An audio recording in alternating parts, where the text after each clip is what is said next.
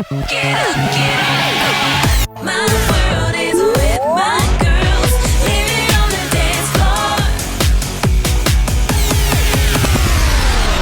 Hello, everybody. I'm Abby Lee Miller, and welcome back to Leave It on the Dance Floor. I'm in Pittsburgh, Pennsylvania. This is a big treat for all of our listeners, all the ALDC elites out there. Listen closely because this is going to be a trip down memory lane. Here today with me is none other than Sandy Powers. Sandy Powers. I talk about Sandy all the time. She has been in my life since the beginning of the ALDC. So, Sandy, say hello to all of our listeners and our viewers today. Hello, everyone. Hello. And Sandy, tell us about the very beginning, your first moment at the Marion Lorraine Dance Studio. My very first moment, I had a daughter that was 2 and another one that was 7, and they wanted to take dance. So we went to Marion Lorraine Dance Studio. That was Abby's mom.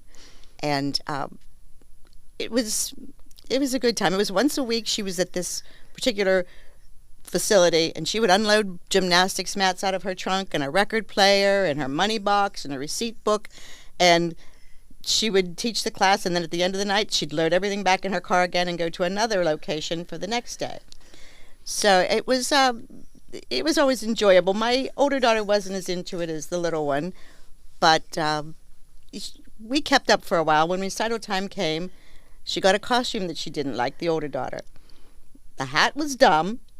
It was a plaid Scottish costume with tap shoes, and she said, I'm not going back there. So she didn't. She quit. But her sister stayed for the next 15, 16 years. And so did you. And so did I. Yeah, so did I. Well, you stayed for a lot longer. Yeah, a lot longer than that, for sure. But I remember they then moved to a permanent studio. And one day Abby decided she wanted to start a competition group with one particular class, and it was the class that by now my youngest daughter was 7 or 8 years old. And Abby decided that's what she was going to do. She wanted to do this competition group, and her mother was not into competition. It was just starting. It was just starting, but she wanted everybody to be happy. She was afraid there'd be hard feelings, and she wanted it to be a happy place, and we weren't going to have any kids upset. Little did she know. But Abby took the kids to competition, and they had just a T-shirt and a leotard and some kind of a scarf that they would, twist around. But Abby was only 14. This was her first outing at this kind of thing. So, but you listened to me. Well, yeah. My mother said, "Who is that little girl?" Why? Because I said she was only 14, and she said, all these moms are running around listening to what this kid's saying. Who is she? I said, it's okay. It's Mrs. Miller's daughter. All right. But anyway, we got there, and they did their number. I don't know how many other groups were in the competition, and they won. Well, we couldn't believe it. We all jumped up, so excited, and I was beside Mrs. Miller, and she fell to the ground. She was so amazed and so relieved that, it was going to be a happy ending. So that was my very first beginning of my association. That same moment was the moment that I realized what I was put on this earth to do, because I had done everything. The ice skating, the roller skating, kind of like your older daughter. What about the charm school? You did the charm school? Oh, I did. School? I went to charm school. That was a good thing that I did. Yeah. I learned how to get in and out of a sports car, and how to, what tip to leave at what kind of restaurant. It was how to run up the steps when everybody else is coming out of a building. I learned valuable lessons there. More than you did at the garden club, right? Yeah, more than I did at the garden club or the karate place. Yes, I learned a lot more in charm school than I did at the garden club. But dance was now going to be my life at 14. So I already knew what I was going to do. However, I wanted to move to New York City and just choreograph a Broadway show. It doesn't happen like that. And I try to explain that to kids that want to be choreographers. Usually you start out in the chorus and you work your way up to the dance captain, and then the swing, and then the assistant choreographer, and then the associate choreographer, and then someday somebody throws you a bone when you're 40-something and you get to be a choreographer. So I was better off in Pittsburgh choreographing. Well, you were, and you did a very good job, especially for the young ages that you were. But you also saw to it that these kids, your students, your competing students, got to go to New York and see a lot of shows, which many of them would have never had that opportunity. But we would all load into a bus with our matching outfits on, even the parents, and we would see as many shows as we could fit in that period of time. But we also went to Central Park. We went to St. Patrick's St. Cathedral. Patrick's. We went to see the Statue of Liberty.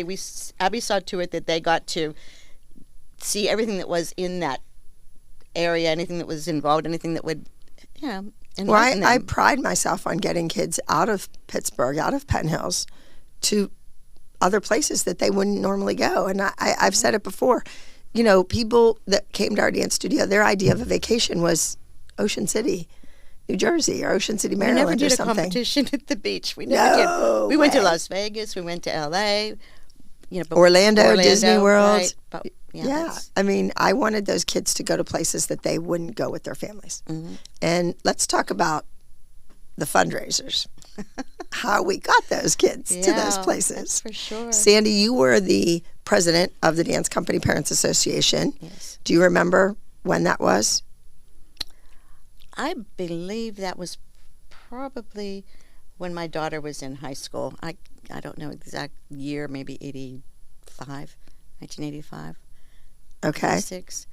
But yeah, we had many fundraisers. There were company fundraisers that went to the general fund that paid for outings, meals, things like that the whole group did. But then you could do personal fundraisers that raise money just for you. Your to plane cover- fare yeah, or your to hotel cover bill. your expenses. Yes. And those kids did those fundraisers. Oh, And, yeah. you They know, were afraid not to. yeah, but it's always like any sport or any activity, the people that were working their asses off for the fundraisers, that were running it and doing it and picking stuff up and dropping stuff off and all that, they could have just written a check for their kid Right. and paid for it. Mm-hmm. You did the fundraisers so the kids that couldn't afford to go could go. Right. And then they didn't take advantage of it sometimes. Sometimes they did. I remember shopping for the food, preparing the food, selling the food, buying the food after I did all that. Let's talk about what food you mean. So you have these hoagie sales, submarine sandwiches, hoagies, whatever they're called in your area. And shall we recite the menu? 2 ham, Yes. 3 capicola, Capicola, 3 salami, 3 salami, 2 American cheese, 2 provolone. provolone, cheese. There was a bag of lettuce and onions and salad dressing. separate. Separate. Yeah, Yeah, that but all. you took the little baggie of the lettuce and onions and stuck it inside the hoagie. Mm-hmm. And then you put it in the bag and you twisted it and you put the tie on. We made the hoagies. We made thousands on Saturday mornings.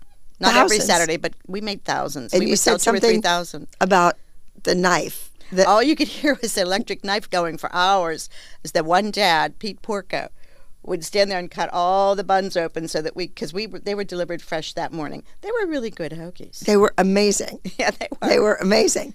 And then, realization set in and thought, why are we making these? Let's just buy them from a company. And then it was never the same. They were never as good until my dad's buddy from Alcoma, we went downtown to him, and he was the one that sold the hoagies to the stadium where the Steelers play and the Pirates, and those hoagies. So they were first class. They were good. Yeah, they were good. They were way more expensive, but yeah. But Abby, it's a video of you making sandwiches. It's probably for one of those fundraisers that I believe, I don't know who sent it to you. Yeah, somebody sent it to you and then you sent it to me. So that's on Patreon for the ALDC Elites. But it's you with like a pink hat on with your big hair and you look so young and you're just like making the sandwiches. Stuff. I know. Really There I cute. am making a sandwich on Saturday morning for some kid to go on vacation. Oh, God. All right. So We also did candy sales. we did the candies. We did Easter candy, Christmas candy. So now you were working. Okay, so let's jump ahead. You were in charge of the dance company. Right. And then your reign ended and you passed it on to somebody else. I remember your daughter getting a brand new car Yes. for her 16th birthday, or she was 17th birthday Yeah, or she was something. 17. She didn't get it for her 16th birthday, but like me. but she got it when she was 17, unlike me. And everybody assumed Sandy used the dance company fundraising money to buy her kid a new car. In the meantime, this woman sitting here with me today used to put money in to the dance company Parents Association, to the dance company fundraising account. She would put her own money in if some kid couldn't go, if some kid couldn't travel, if some kid didn't have the money. Or if we needed the money before everybody had paid their money. Oh yeah, They right. was So short. you were short. Like we had to pay for the candy before it was delivered, but the kids didn't go out and sell it. They didn't collect all their money. You know how that goes. So Sandy would take her own money and put it in. And here they're accusing her of, It was just easier on me that way. yeah. So, but you know how it is. So then When my daughter graduated, I didn't have a function anymore, the empty nest thing. So that's whenever I would fill in for your dad when he would go to Florida or whatever, I would sit at the desk and take over for him a little bit. Right. And we were in the big studio downtown before I built my building, downstairs.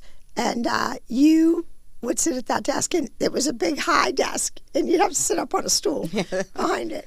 And but you could see the classes going on. You and could. You could see the involvement of the dancers. Mm-hmm. And your daughter, Melissa, Yes, she had a tight-knit group of friends. she did. Dance She was Missy friends. then. She was Missy. She was Missy. Yes. Missy. And she had a cousin that danced, Chrissy. Mm-hmm. And then she had her buddies.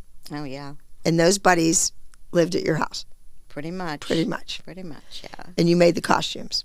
I made the costumes. They had parties. Sandy they had sews. sleepovers. They Yes. they were there a good bit. And They still remember. keep in touch. They do. And I remember you would have to wake them up in the middle of the night to try the costumes on. Right. Because we had a deadline for the costumes, but I always had a deadline for the costumes. for 40 years. She yes. didn't realize that she could sit and draw it on a piece of paper in maybe half an hour at the most, hand it to me, and it would take a day or two to figure out there's no pattern. Sometimes there was not the right color thread and it's midnight. So I remember one time having to cut a bathing suit of mine apart because I needed black spandex to cover a hat. And I was no store to go to. Actually, it was for Gianna. Oh, gosh. It was for you all Gianna. know Gianna. But I had to fashion a hat out of a piece of bathing suit fabric. But yeah, there was always a deadline. Always. So, And sometimes the deadlines got moved up.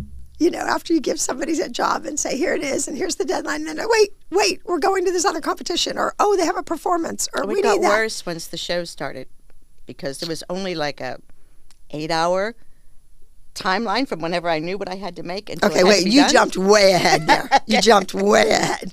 All right, she's talking about a little television show you all know called Dance Moms. Yes. So you're at the studio, you're working. Now my dad passes away, and you're there more. Well, you used to be there more when he would go to Florida for Right. months at a time for the winter snowbird, and you would take over, and you had to deal with the parents. I did. You did. I So, was the good cop to your bad cop. good, bad cop, good cop. That was it. Bad cop, good cop. There you have it. So give us some examples of that. Well, what can I say? She hollered at one kid, do you have a mother and does she have a brain? And it's like, oh, she didn't really mean that. It's like, where's your mommy? Maybe I'll talk to her and see if we can find out what you need. But it was, every mom would come, not every, but a good many moms would come to the desk and confidentially tell me, my daughter's gifted. She's really gifted. I'm thinking you have a whole room full of really gifted kids. But every parent thinks that. And those parents don't want to hear the negative things that sometimes got, were mentioned. So it was my job to kind of peel them off the ceiling and say, it's going to be fine. Everything's going to be great. And yeah, you have to put artificial eyelashes on your 2-year-old, but she'll get used to it.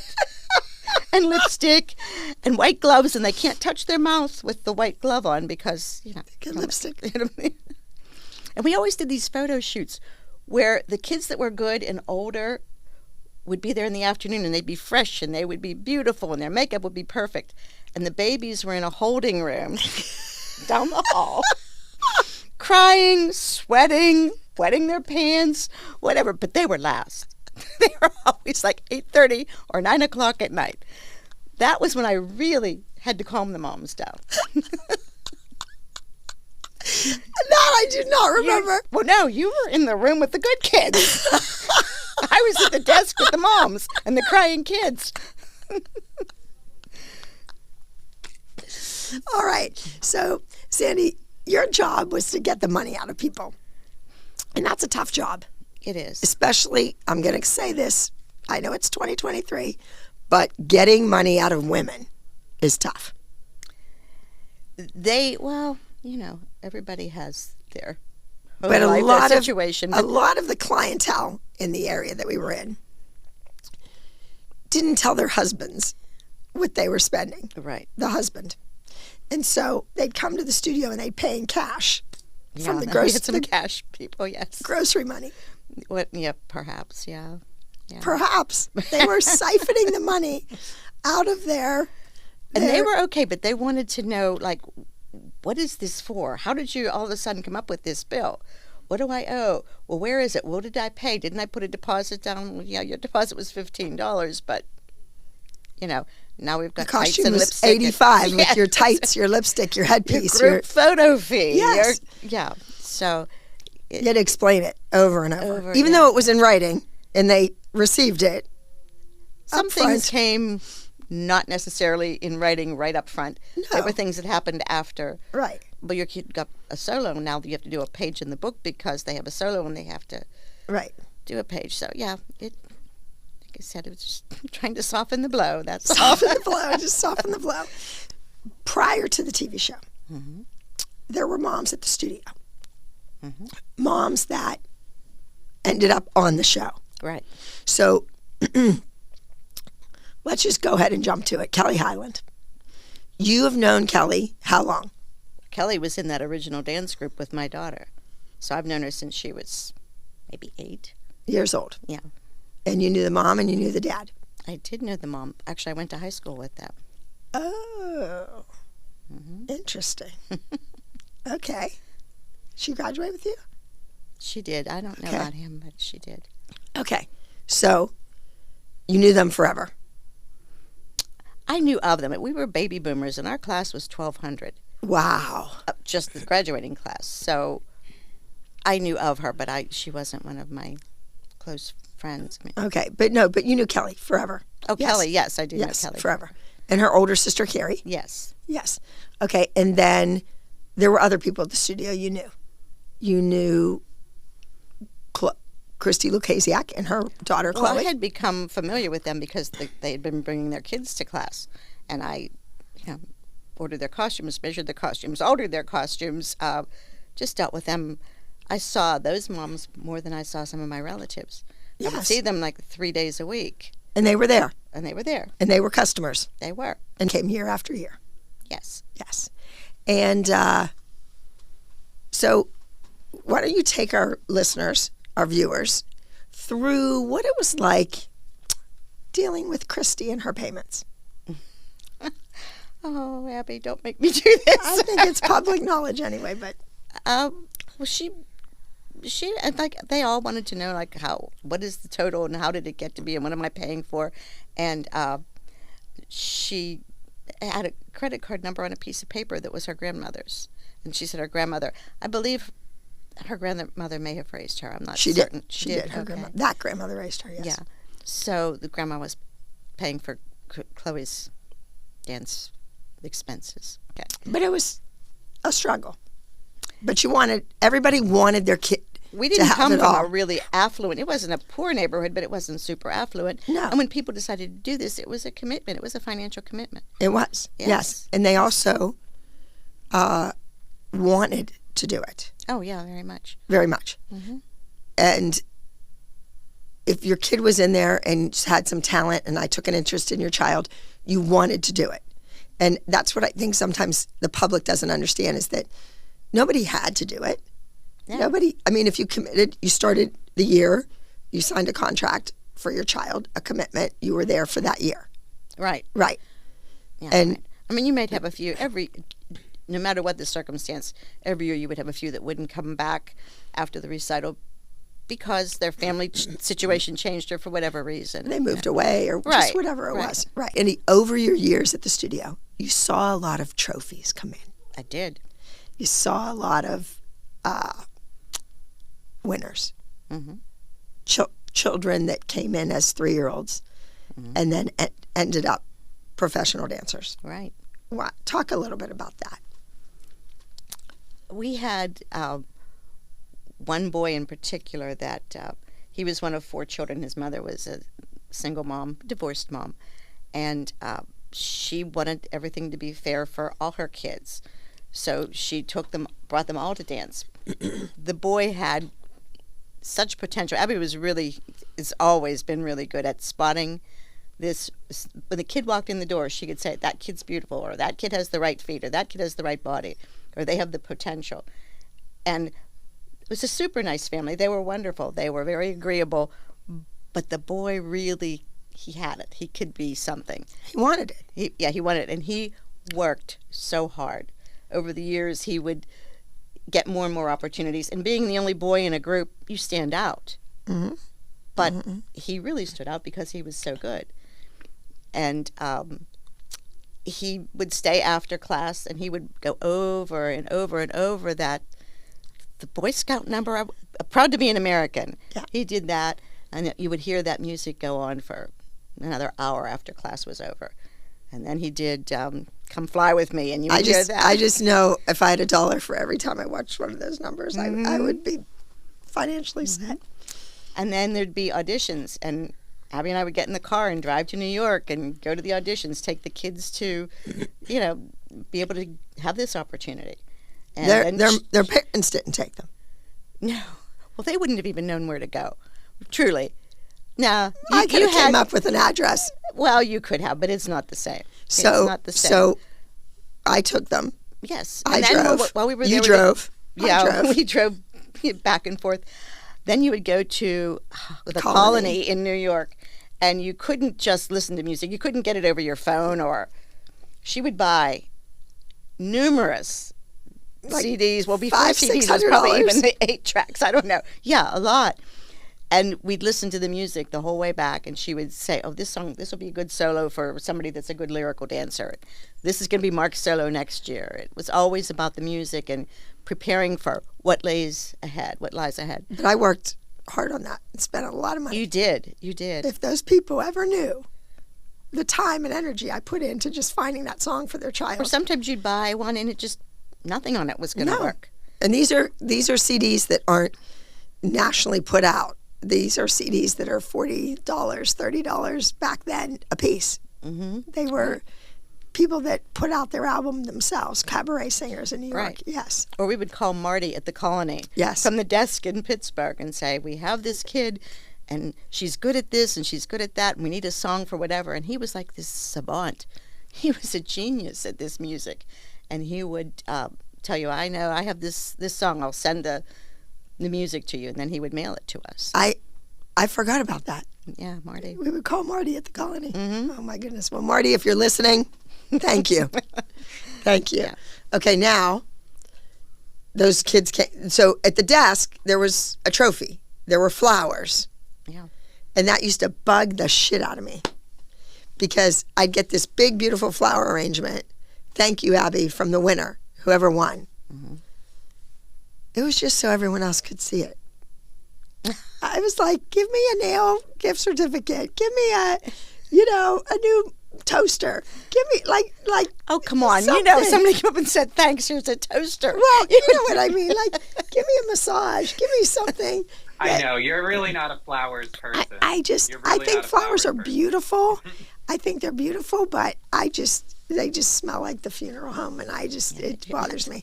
But okay, but you saw a lot of winners come. Oh, absolutely. They, Sure. Those kids came, Sure. and they worked, and then more kids started to come, And just going from that first routine that your daughter was in at that very first Regency dance competition or Yes, something. that was it. Mhm. And we won that 12-inch plastic trophy. That everyone wants when we were clearing things out, and we cannot find that trophy. The first one. First trophy. It was probably at my house. It probably never even went to the studio. Maybe. So from that, the evolvement, like not the evolvement, the evolution from that moment to what I was producing at the end before a TV show. That's what baffles me. When I think about how I only wanted a Miss Dance. That's all I wanted was to have a Miss Dance of Pennsylvania. And then I did. And then I had another one. And another one. And then they and had another different one. age categories. And one year you had every single category as a winner. Petite, junior, teen, and Miss. And you were always there to watch, I to was. sit, and to... I remember your first, I think Jenny was your first Yeah. big winner. Yeah. Yeah, she was little, like maybe 8-year-old, and she was really good. Really very bendy, just fun to watch. And she won, and then she was going to nationals. You took her to nationals. Fall came to sign up. No Jenny. She was nowhere to be seen. Rumor had it that she was lured away by another dance studio in the area. Oh, she was definitely solicited by a teacher named... Solicited. Who was maybe an hour, 45 minutes or an hour away, and I think they arranged for rides for her to get there. Whatever, I don't know, for whatever reason, but because she certainly was getting an education from you. And special treatment. And special treatment. And free lessons and hours and training. Abby was beside herself about this. She just couldn't imagine. And I said to her, Abby, everyone's replaceable. They have to be. Life goes on. You're going to have more kids that'll come, and they'll take her place, and you're going to succeed. But everyone is replaceable. You can't let this destroy you. So now that's on the back of T-shirts. She took it and turned it around to, well, you can get out of here because everybody's replaceable. I forgot about that kid. Mm-hmm. Yeah, I was devastated.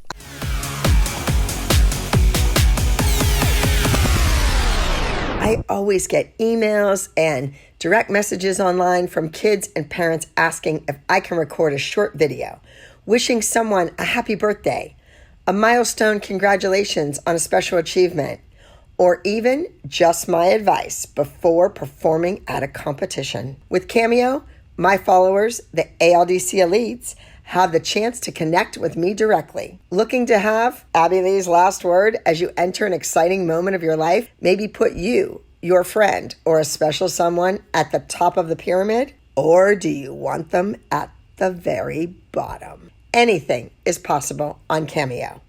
Connect with me from anywhere on the globe at cameo.com/TheRealAbbyLee. That's cameo.com/TheRealAbbyLee. The sky's the limit on Cameo.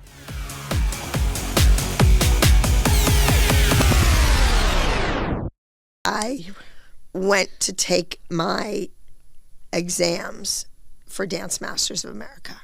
That meant so much to me because my mother was so involved in the organization, and my mother was really involved in continuing education, because dance is constantly evolving art form, and it is a constantly evolving art form, and it's like a hairdresser. You can't get left behind, or you're going to be doing blue-haired perms. I remember your dad saying, our whole life revolves around Dance Masters. I know, you said, Dance Masters doesn't put the food on this table. That's right. So I had studied and studied and studied, and I was taking my exams, and I went to the dance studio with the dance teachers to take it, that give it to you, which that's a whole scam anyway.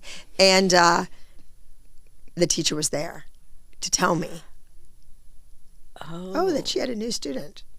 But I had already known, but she was there, had no business being there, wasn't there for any reason whatsoever.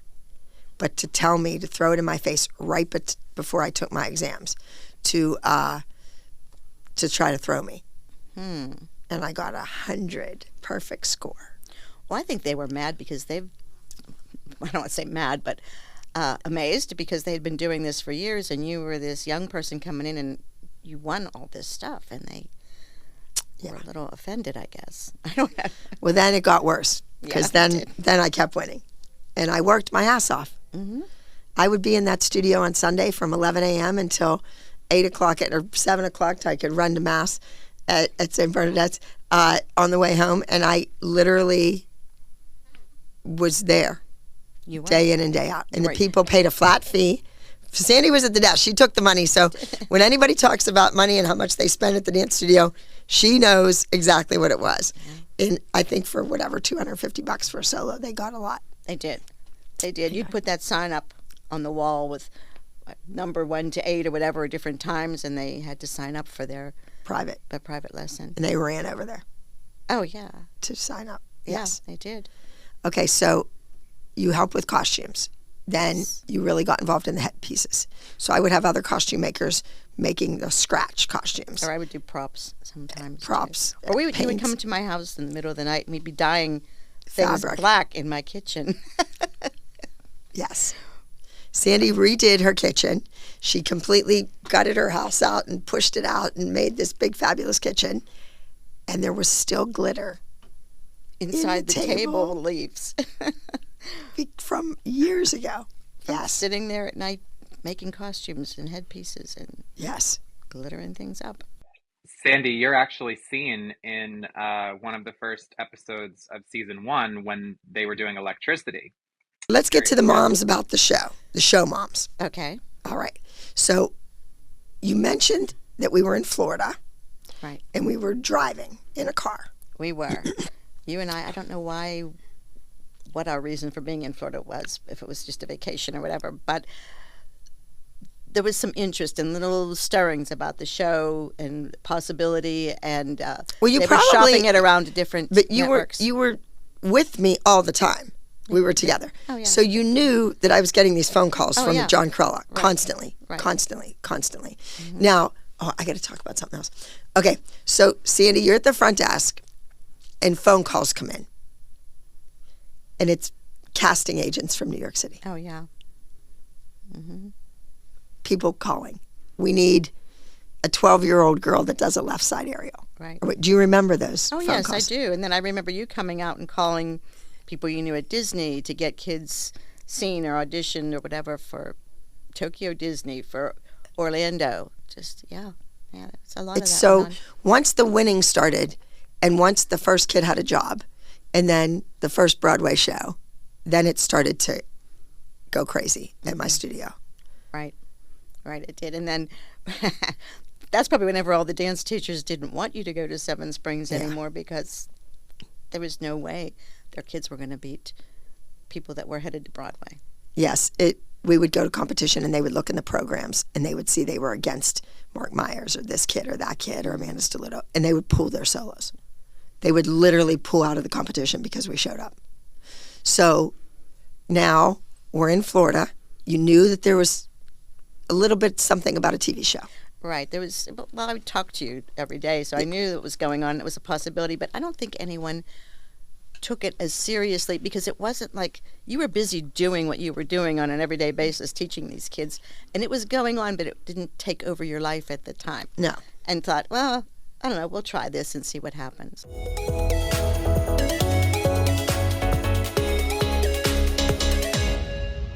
Not too long ago, I was in the hospital fighting for my life, fighting a very rare form of cancer, Burkitt lymphoma, choking my spinal cord, knocking at death's door, and having to go through 10 very invasive rounds of chemotherapy. I never thought I'd be able to stand on my own 2 feet again, let alone teach dance.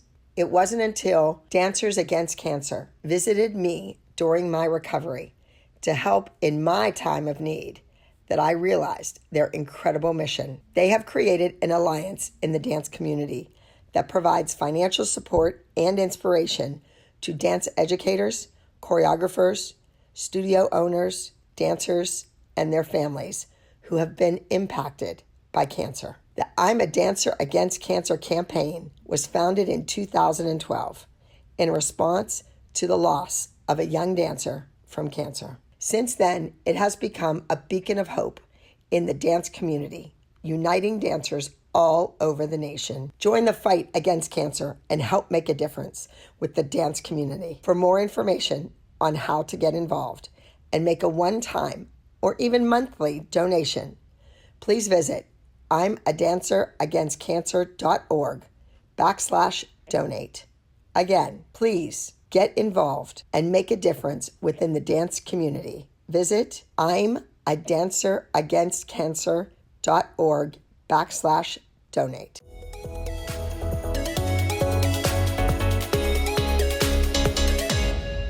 So we get a phone call.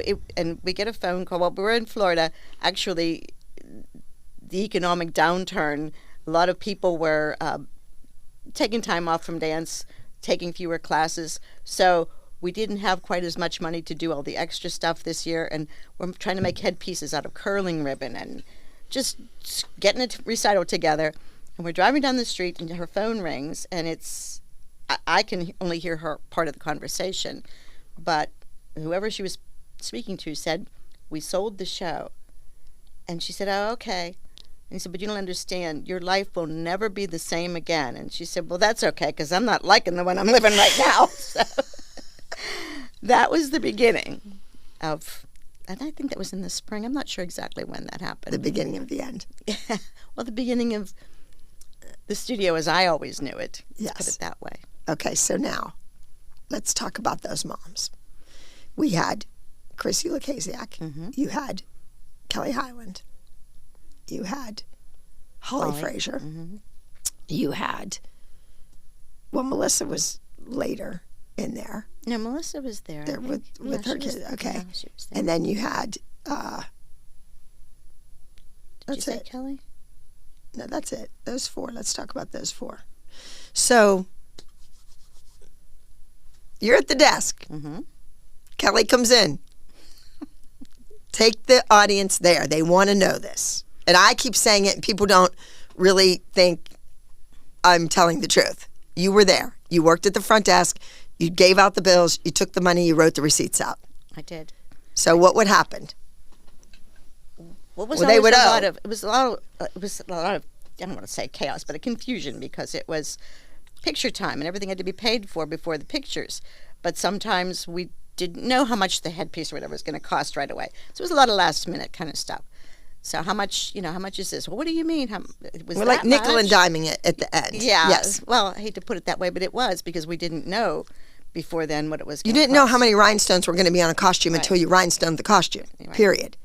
But they weren't stupid. Well, some of them were stupid. But you didn't know. They knew what rhinestones cost, and they know what it costs to rhinestone them. But people just never wanted to hear it at the end. Overload, I guess, Yes. whenever they're getting there, and it's just a lot going on. It's a high stress, like I said. It's pictures, and kids are crying, and you don't have the right color tights, and they had a pair, but they tore them, and it's just, So, yeah, then it was like, well, how much do I owe? Well, how did it get to be that much? But Kelly would stand there with the credit card in her She always hand. had.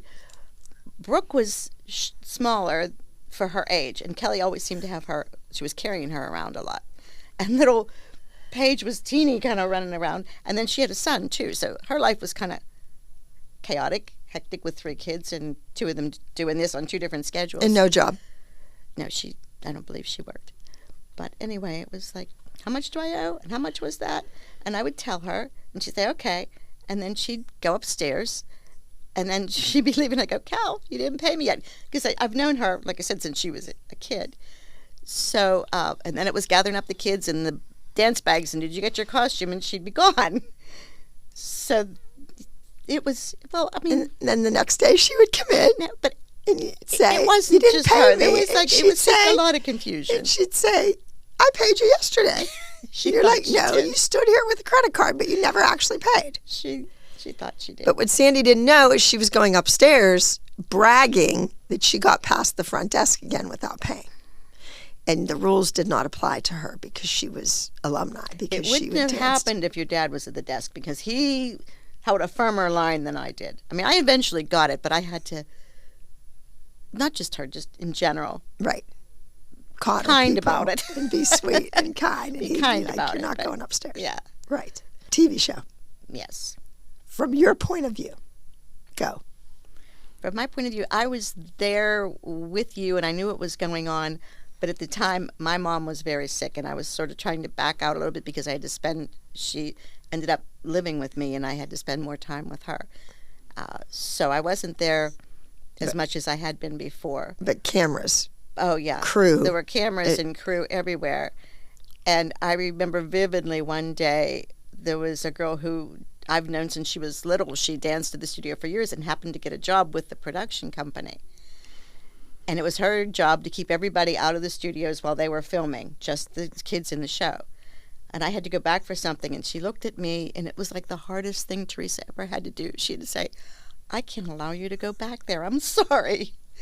So it was, it was a different place. It was really a different place. The kids that came every week and were loyal to Abby and did what they needed to do, and they were there on time, would not be able to go into the studio. They wouldn't be able to go in and take their class. You have to stay here. We're filming right now. Well, their classes were half an hour, some of them 45 minutes. If they're 20 minutes late getting in, till everybody gets their shoes on and gets in there, you have no time to spend. And it was a shame. It was. Actually, my granddaughter was one of them. So I know. It was awful. Yeah, it was. And people don't understand how the show didn't make my studio this successful place with 2,000 students. Yeah. It was because they destroyed it. And then they had coolers with drinks for those kids and food for those kids. But the everyday kids, no, you can't go over there. That's not for you. That's just for the show kids. So that was kind of hurtful. Very hurtful. Yeah. Especially when it was kids saying it. Yeah, it was. I know that for a fact. The kids I never had an issue with. They were, I get along with people. I'm a get Right. along kind of person. So I don't know, but it was different. It was very different. You knew you were second class, like you were. And that's awful. It is. Because- and then when you're paying to do it, it's Really aggravating bad. as a parent. Yeah. Well, and I tell that story about the kids going, you grab your kid at school when it's freezing cold and you get them to the studio and you're feeding them in the car and they jump out and then they can't get in the door because there's some 6'3" guy on the other side holding it shut. Al. Was his name Yeah. Al? the security rent-a-cop. And it's like, wait a minute. These kids are paying to be here. And I'm inside the dance studio in a room 20 feet away, and I have no idea this is going on. No. And we couldn't get back to tell you. I wouldn't have told you anyway. I'd try to handle it. But I'm hearing it a year later, 2 years later. And if those kids would have had to been homeschooled and every camera was out of my building by 4 o'clock, I would still have a studio and I would still have a huge clientele, I think. It would be a different circumstance. If I'm sure. everything would have been done at 4 and everybody out the door. Abby, what do you say to people that say, oh, well, you knew what you were signing up for? What do you have to say to those people? No one really knew what you were signing up for. The moms didn't know. Abby didn't know. None of us really knew. First of all, you didn't know if it was really going to happen or not. Then you didn't know that this crew of people was going to show up and take over everything.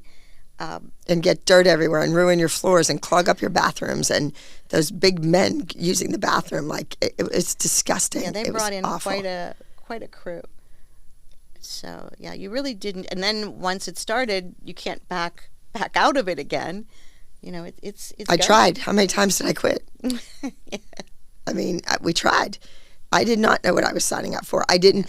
In the first year they were there, no payment for the gas bill, no payment for the electricity bill. They skyrocketed. I mean, we used to be there from 3 o'clock-ish till 10 o'clock at night.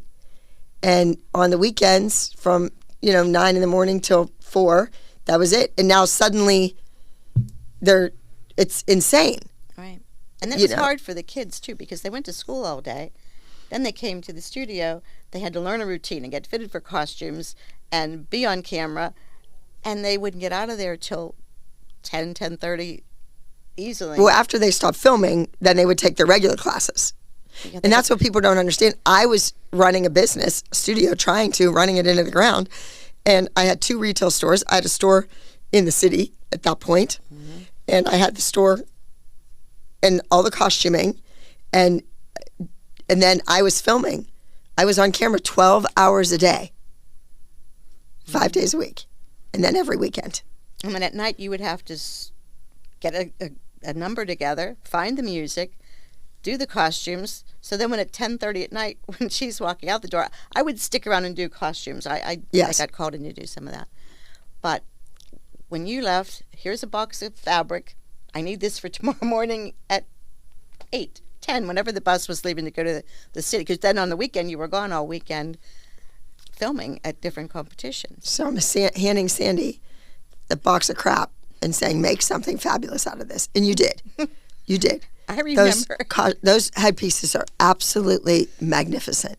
Magnificent. Oh, I remember you giving me a box of red, white, and blue fabric, and you needed like 28 of them because the whole class was going to do it. But Right. actually, these kids in the show We're going to do it were first. going to do it Right. first. I did a lot of that, and I don't think our viewers know that. I would do a routine for the show, but I would use it in my recital or for a routine, and there'd be 25 kids in the number. And sometimes those kids were in a class with all those other, Yes. just the show kids had their thing, but they were also in a class with a lot of other children. Yes, absolutely. Like Mackenzie Ziegler doing her ballroom dance with my godchild, your granddaughter, Maddie. And I love it when she's on Dancing with the Stars Junior when she said, oh, well, we never learned ballroom. Did it? She was in a ballroom dance with a special ballroom teacher that came in to choreograph it. Mm-hmm. Okay. That's leaving A it little on teeny ballroom. We're leaving it on the dance floor. Okay. Leave it on the dance floor. We just left it. There it is. She took ballroom. No, you're talking about the headpieces. The costumes. I Red, white, and blue. remember staying up all night making these costumes. It was getting later, and I knew that bus was leaving for Cincinnati or someplace, I don't know. And on your end, you're at the studio, they're loading the bus up, they're making sure all the kids are there, and they have the props, and we have the music and everything. So the bus leaves, and I'm still at home sewing. They forgot to get the costumes. I'm trembling by now trying to get this done. My daughter came over and helped me. I called, Melissa was the one that I could reach. I called her and said, Because she was always on her phone. She never knew who was calling her. I said, is somebody coming for these costumes? She said, oh my gosh, we're on the turnpike. So they pulled the bus over, and I had to get in my car and run up the turnpike and meet this bus and hand over this box of costumes. But the people who were running the show, they did their thing during their working hours and didn't realize when they left how much work they left for everyone else to have done by the next morning whenever you left. Because you wouldn't come up with the costumes or anything till Wednesday. And then we were leaving Friday morning. Right. And we're in Pittsburgh. Yes. So we have a craft store and one fabric store with a bunch of craft stuff in it. Right. And that's what you had. We weren't in New York City. No. Or New Jersey or Connecticut even. I have quite a supply of thread now, though. I think I bought every color they had just because I knew I was going to need this at some point. Well, if I've never thanked you enough, I'm thanking you in front of the world. Thank you, thank you, thank you. You did some beautiful artwork and you made some magnificent stuff. And thank you, because my life was very exciting when it was going. I miss you not being around. Oh. Well, it was. It was deadline. Come on. We had a lot of crazy things happen over the years. Yes, but I came home for my high school class reunion, my 40-year reunion, and the first thing I did was hand Sandy this jacket and said, I need this sewed together. Sew this up for me. Can you sew this? I don't want the sequins to break your needles. She's like, I've got it. I can do sequins. Yes, so, true. Yes, it was. True. And then, so the first time I'm on TV, how was that for you? You were on TV. I wasn't on the first show. I was, Michael knows, episode 3 maybe? I don't know.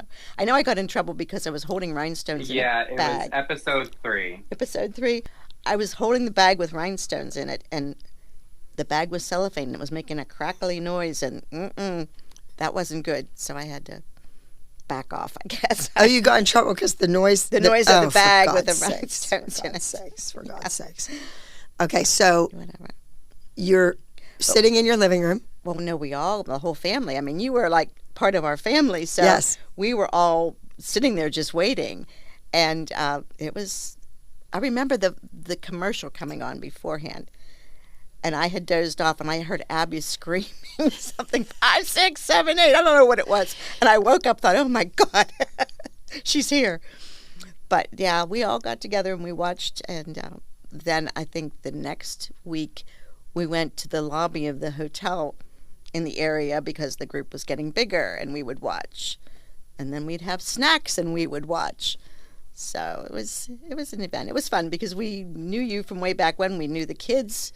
I mean, Mackenzie was a baby in Melissa's arms whenever she first came to the studio, and I measured Maddie for little tap shoes that were tiny little tap shoes. So, we knew those people. And once again, for our viewers and our listeners, they wanted to be there.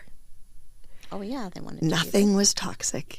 It was all fun and exciting. And wow, our kids are on TV, and we're here in Pittsburgh, Pennsylvania, in a suburb, out on the east side of Pittsburgh, in a suburb. And wow, our kids are getting to do this. It is really, really amazing what's happened. But as far as like the frustration, anytime your kid's involved in any kind of sport or whatever, there are frustrating moments. There are times when you want to pull your hair out. The kid likes it. You've become friends with the people that are there on your team or whatever, and it becomes part of your life. And it's you stick it out, you do whatever. But they did benefit. They truly did benefit. They got a lot out of their tuition. The ones that paid it and the ones that tried not to pay it. Yes, they got a lot out of their tuition. I mean, when you think what you've paid for your kids and the activities they've done. And it was college education now. Yes, yes. And those kids got plenty. Yeah. An exciting life. An exciting life. Yeah. An exciting life. And you knew them all. Yeah, I did. And you knew that they came to the studio because they wanted to be there. Mm-hmm. And the moms have this strange thought process that if their kids would have danced at any other studio in the area, they still would have been on the show. What's your opinion of that? My opinion of that is we lived something where we were trying to replicate what we had at the studio because your studio was not up and functioning, or someone took it over that was not too friendly with us. So we had to look for someplace else for my granddaughter to go. And she, of all my grandchildren and children that went there, seemed to have the most potential. And there was no place to go that could give us what we could have gotten there. No other studio in town was going to give you the education that your kid could have gotten there. All the way around in every genre of dance, too. I mean, it was... And just the expectations. They learned a lot. My oldest granddaughter didn't dance for real long. She did for a while, but it just wasn't a passion of hers. And now she's a professional person, and she said, I learned so much there just interviewing for jobs, just knowing what to do, just things you learn that don't even pertain to dance, but they do filter down and help you in life.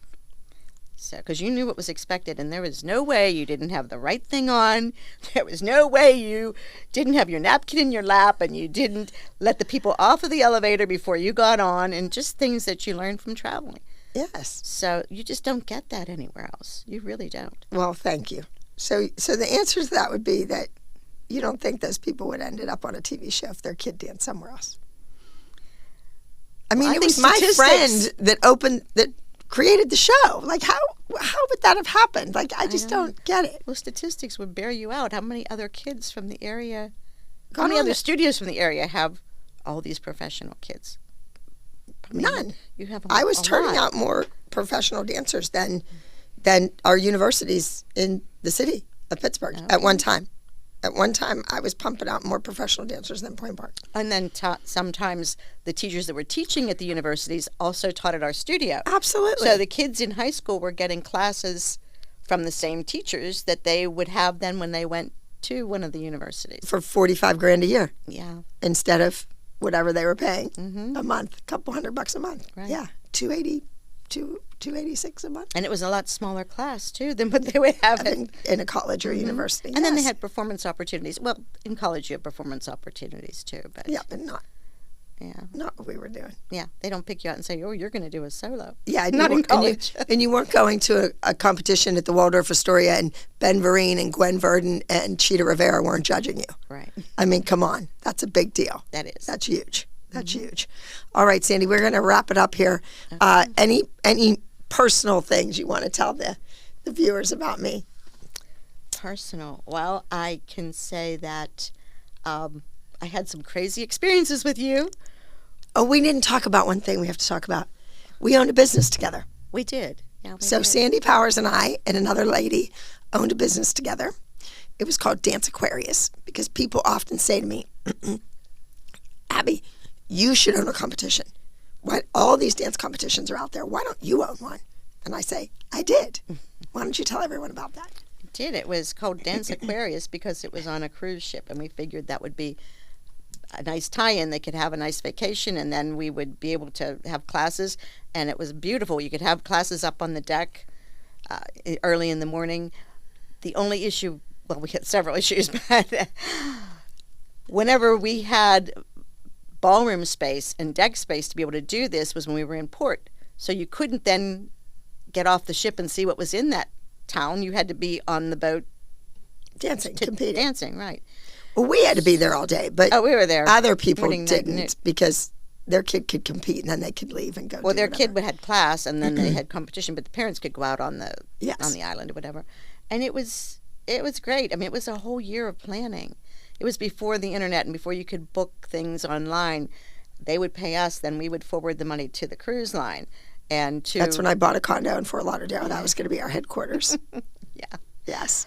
But it was a beautiful, beautiful competition. We had a great time, and we gave the travel agent money to book and reserve all these rooms for the next year. But he went bankrupt and lost all our money, so Dance Aquarius only floated for 1 year. But it was successful Oh, it in that was. 1 year. We actually made money as a business in our first year. Right. And that's when you couldn't put it on your Instagram for free. You had to put full page ads Oh, yeah. in Dance Magazine, Dance Teacher Magazine, Dance Teacher Now. I remember working on those ads and doing all that. It was nuts. Everything was more difficult without the internet than everything we did. The reservations, the booking, the getting the teachers there that came to teach. Funny you should mention the teachers. So we had Melissa Hayden, who was the big shot director at the North Carolina School of the Arts, very prestigious program. And then we had Tommy Walsh. Tommy was in the original cast of A Chorus Line. He had won a Tony. He was Tommy Toon's assistant, He had just written a choreographer. book, too. He had just written the book On the Line about being in the original cast of A Chorus Line, dealing with Michael Bennett, all that. And he taught tap and musical theater and did his book promo thing. And then we had a jazz teacher named Jeff Andrews. And Jeff was from LA, and he was the hot jazz teacher. And I called an agency, a dance agent called MSA. That's McDonald Selznick. And I'm still friends with Julie McDonald and Tony Selznick. And years ago, I contacted them to get this jazz teacher. So I remember being in your kitchen, headquarters for costume design, headpiece design, cruise, Dance Aquarius. We're in your kitchen, and the phone rings. Oh, no, I came in and you said, we have a problem. We have a big problem. Every day, we have a problem. We have a big problem. What? The jazz teacher can't come. And you thought I was going to freak out, and I didn't. No. I said, well, just get somebody else. Get some other hot jazz teacher. That's all we need. We wanted someone with credentials, though. I mean, Well, someone- yeah, credentials. But we wanted somebody fun and Right. young, because Melissa Hayden and Tommy Walsh were not fun or young. He was So- fun, and Crazy. she was very Yes. She was a ballet ballet mistress, teacher. yes. So I said, Jeff, get us somebody else. He said, I have someone. I have someone that's going to come. He's going to bring an assistant. It's going to be great. Don't tell Julie. Please don't ever tell Julie McDonald. Please. Because he got a better gig with Reebok, a big Reebok industrial. So he sent us this young man named Dominic Lucero. And Dominic had been on a television show called Mickey's Roundhouse. And it was a Mickey Mouse show on Disney, and all the kids knew him from that. We didn't know him, No, but we didn't. the kids went crazy. And he was also in the movie, I want to say Newsies, the movie Newsies. He was in the movie Newsies. He's in several other Disney movies. And he was a great dancer and very unique looking. yeah. And he kind of looks like John Crowell a little bit. Yeah. So he came on the ship, and he brought his assistant, Raj Kapoor. They were young. They were very young. Oh, they were so young they couldn't rent a car. I had to rent the car for them in my name. You rented the car? I rented the car. I rented the car because Okay. yeah. So after the cruise, when we got back to Miami, they needed a rental car to get to Disney, to Orlando, because they were in the Reebok Industrial that Jeff Andrews was choreographing. Okay. So they went. You rented them the car, Rental place and stood in line, and did the whole shamir. because after we got off that ship, we were exhausted. Yes. Didn't something happen to your son-in-law? He just folded up. He couldn't go on any longer. No, who hit their head? Oh, that was a young man that was with us. Okay, Brian. a helper, an assistant. Yeah, He hit his head, Yeah. had to get stitches. Yes. We think that the doctor on the cruise ship was a vet or something, I'm pretty sure that someone said he was a vet. It was who they could get. a veterinarian. Yeah. Okay. And then something happened to your daughter. She got sick. I was driving back to the hotel and actually dozed off. I've never done that in my life. While I was driving. It was a grind. It was a lot of work. It was rough. And I had 180 kids or 180 people I don't know. on the ship from the dance studio from Pittsburgh. And I had to go back into the bowels of the ship with the longshoremen and get everything packed up through customs again to get shipped back to Pittsburgh. But it was a different weight in different boxes, and everything has to be very specific when it comes through customs. It was Because we didn't have trophies anymore. A lot of the paperwork we had sweatshirts and T-shirts that we sold. Well, they weren't in the boxes anymore, so we were bringing back less than we took, and we had no scale. I was down there with a longshoreman, and he's holding it. What do you think? About 20 pounds? Good with me. So it was. I didn't see that. I just had to deal with Preston because I remember the music on the ship used a generator. So the music started slowing down during the competition. And it was crazy. It was crazy. But when we look back at it, it was an amazing event you pulled off. It was fun. just brilliant. Yeah, it was a year's worth of work, and we thought it was never going to happen, but it turned out to be great. It was great. It And just Sandy's, every party she ever planned, every centerpiece she made, every balloon decor, this, that, the other thing. There's people in LA that do that. And I know a lot of people that are very good at what they do, but they're not like you, Sandy. It was just beautiful. And Karen and your buddies and Diane and everybody helping. I still am friends with a lot of those people. That your kids dance with, or even that you knew from the parents, studio. Yeah. Yes. Oh, yeah. They become Like lifelong I said, friends. I saw them more than I saw family. Yeah. Okay, so Raj Kapoor, Dominic Lucero passed away. He died just a rough death. He died. Raj Kapoor is the director and or producer of the Oscars, Adele's concerts in Los Angeles, the Emmys. It's insane what this young man has done. Yeah. And he couldn't even rent his own car. No, you couldn't. You had to rent He him was a car. Dominic's helper. Yes, he was Dominic's helper. And they went to Disney, and then I went to Orlando afterwards, and I met up with them and had a crazy, incredible night at Pleasure Island. Why which weren't used to you be part down of in the Disney. ship with me? I couldn't be. I don't think I could be because I was a dance teacher just attending the event. Yes. And the young lady that won our Miss Dance Aquarius turned out to be Michelle Rogers, and she is a very successful dance teacher and a wonderful woman and a cancer survivor, and I've remained friends with her. And it's just crazy, crazy, crazy. But every kid, and I can say this confidently, every kid that attended the Abbey Lee Dance Company got something out of their education. Whether it was just, I always say, they stand a little taller, they speak a little louder, and, they walk with a purpose. Confidence, chin up, shoulders back. Even if they weren't stars, even if they didn't end up on Broadway. All the other kids got a lot out of the dance education too. Maybe at the time it didn't seem like it, but they did. They did. Yes. They did. You were on an episode, well, you were there for many, many episodes at the beginning. Right. Now, you were on an episode. So how was it seeing yourself on television? I don't even like being filmed right now. It was just another experience with Abbey Lee. She pushes you to do things you're sure you can't do. you're sure you'll never be able to do it.